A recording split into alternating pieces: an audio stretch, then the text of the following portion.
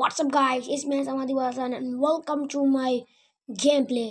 তো আজকে থেকে শুরু হচ্ছে আমার এশিয়ান কোয়ালিফায়ার স্টেজ 3। আমি অলরেডি দুটো রাউন্ড খেলে ফেলেছি, তো বেশি কথা বলবো না, ডিরেক্টলি ম্যাচে। তো সবাইকে স্বাগতম এশিয়ান কোয়ালিফায়ার স্টেজ 3 রাউন্ড 9। আজকে মুখোমুখি হতে চলেছে বাংলাদেশ বনাম ভিটামেনিয়া। আমি আপনাদের সাথে আছি সামাদি হাসান, এবং দুই দলের লাইন আপ দেখে নিয়ে যাক। ভিটামেনিয়ার লাইন আপ এবং এখানে বাংলাদেশের লাইন আপ আছে। সেখান থেকে আবারও ভিটামেনিয়া খেলা শুরু করলো, এবং কিন্তু ভিটামেনিয়া চান ও ও ম্যাচের শুরুতেই চানেন কিন্তু গোল দিয়ে দিল। শুরুতেই বাংলাদেশ কিন্তু ভিটামেনিয়া কিন্তু লিডে চলে গেল 1-0। অসাধারণ একটি গোল, একদম গোলের কানা দিয়ে বলটি গেছে। এবার বাংলাদেশ আবার খেলা শুরু করছে। মোহাম্মদ হৃদয়ের পায়ে বল, হামজা চৌধুরী এবং এরশাহ, এটা কিন্তু বলটি নিতে পারলেন না ভিটামেনিয়ার মিশের কাছ থেকে। এখন কিন্তু ডিফেন্সাররা বল নিয়ে চেষ্টা করছে, বল নিয়ে আর চানেন শুট দিয়েছিল, সেই কিন্তু আগের বার গোলটি দিয়েছিল, কিন্তু এবার কিন্তু কোনো অঘটন ঘটাতে পারেননি। বলটি গোলবারের পাশ দিয়ে আস্তে করে বের হয়ে গেল। এবারও গোলকির বল হয়েছে, এবং গোলকি বল দিয়ে দিল মোহাম্মদ হৃদয়ের কাছে। এসলানা এবং আদিবের পায়ে বল। বাংলাদেশ কিন্তু এখনো 0, বাংলাদেশ কিন্তু 0 এবং ভিটামেনিয়া 1। এবং কর্নার, ভিটামেনিয়া আউট করে দিল। কর্নার কিক হয়েছে এবং মিনহাজ কর্নার শুট দিলেন, গোল।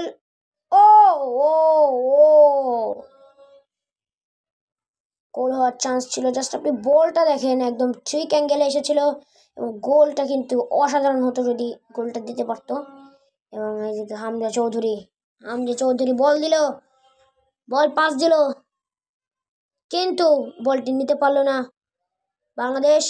এদিকে আবার বল পেয়ে গেছে এরশাহ, হামজা চৌধুরী কে পাস দিয়েছিল এরশাহ, কিন্তু পারলো না। এবং এরশাহ আবার টানছেন, এরশাহ নিয়ে যাচ্ছেন এগিয়ে এরশাহ নিয়ে যাচ্ছেন, এবং মোহাম্মদ ফাহিম। এবার এসলানা শুট, গোল।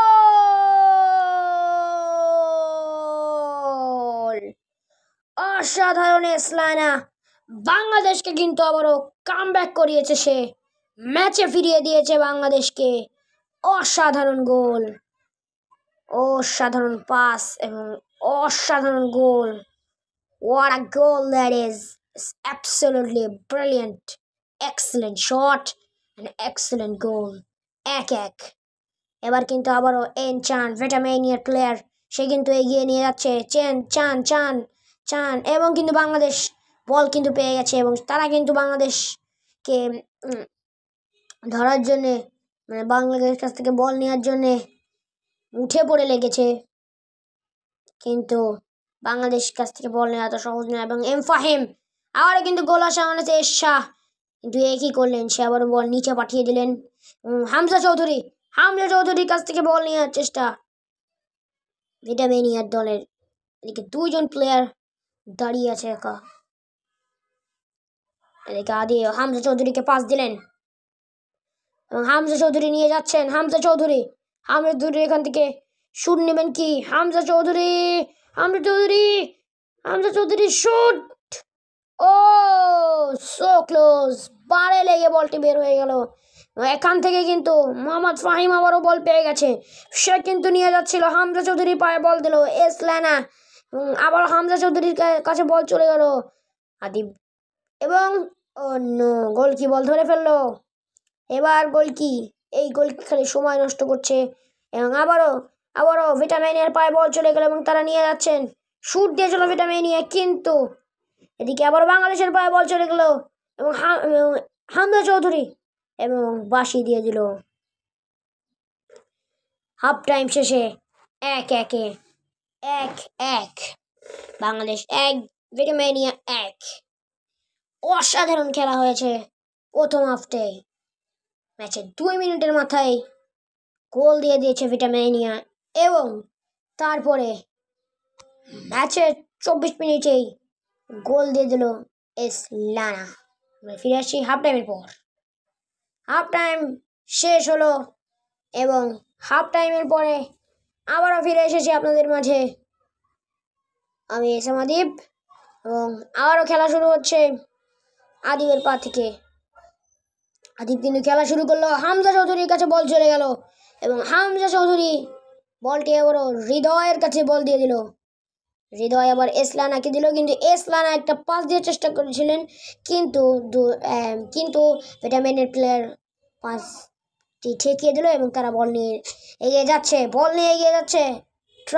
ট্রং এবং নুগান্ডি এগিয়ে যাচ্ছে, শুট দিয়েছিল কিন্তু গোলকিপার কোনো পাত্তাই দেয়নি।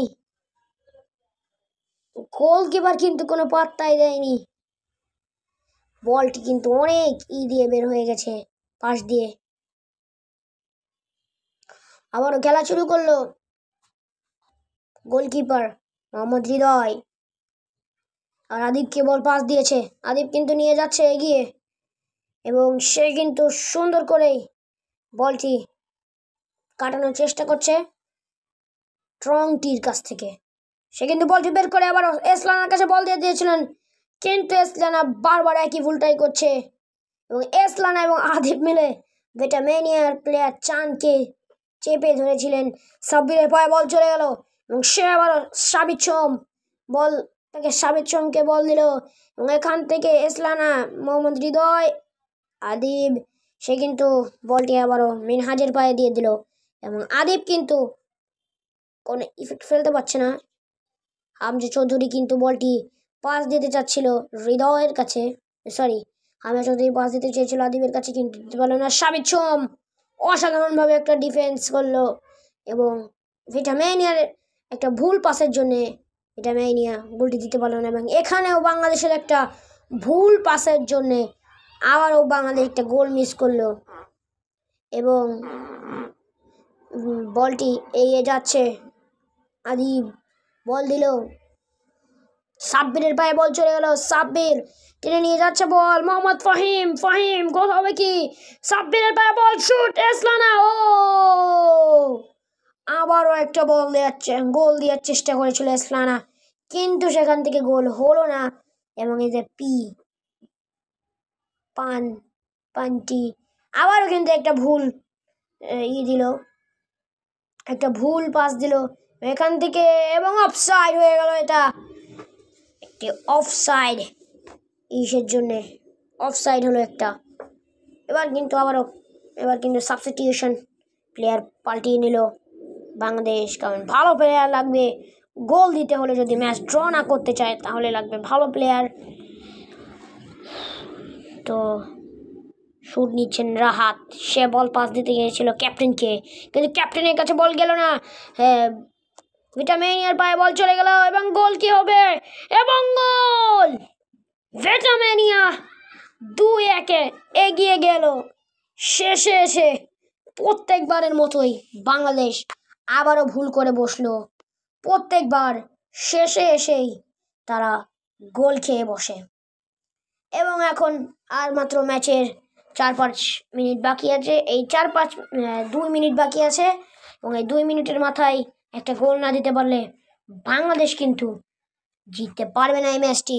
শেষে এসে প্রত্যেকবারই ম্যাচ হারে বাংলাদেশ, শেষে এসে প্রত্যেকবারই ম্যাচ ড্র করে বাংলাদেশ। ম্যাচ জিতার সম্ভাবনা বাংলাদেশের অনেক কম এবং গোল শুট দিয়েছিলেন সুন্দর করে, কিন্তু গোল হলো না। এখান থেকে বল চলে গেল ভিটামেনিয়ার পায়ে এবং রেফারি বাঁশি দিয়ে দিল। ভিটামেনিয়া এই ম্যাচটি সুন্দরভাবে জিতে গেল। প্রত্যেকবারের মতোই বাংলাদেশ এবারও হেরে গেল ভিটামেনিয়ার কাছে। আগের ম্যাচটাতে কিন্তু বাংলাদেশ হংকং চায়নার কাছেও হেরে গিয়েছিল, শেষে যে গোল খেয়ে গেছিল এই জন্যে। ততক্ষণ আমি আপনাদের সাথে ছিলাম এসএম আদিব। সবাই ভালো থাকবেন, সুস্থ থাকবেন, আল্লাহ হাফেজ।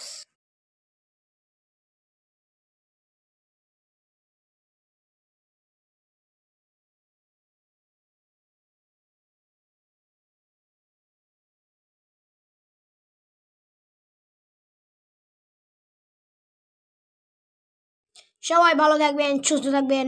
আল্লাহ হাফেজ।